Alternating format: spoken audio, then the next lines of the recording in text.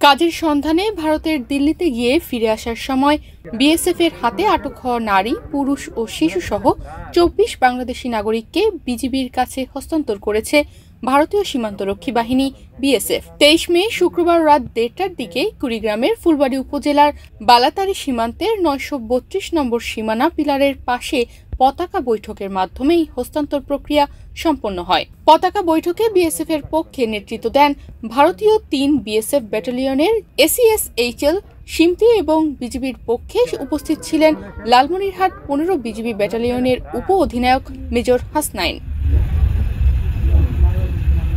হস্তান্তর করা ২৪ বাংলাদেশি নাগরিকের মধ্যে ১২ জন পুরুষ, ৮ জন নারী এবং ৪ জন শিশু রয়েছে। তাদের মধ্যে ২৩ জন কুড়িগ্রামের ফুলবাড়ী উপজেলার বিভিন্ন এলাকার এবং ১ জন নাগেশ্বরী উপজেলার বাসিন্দা।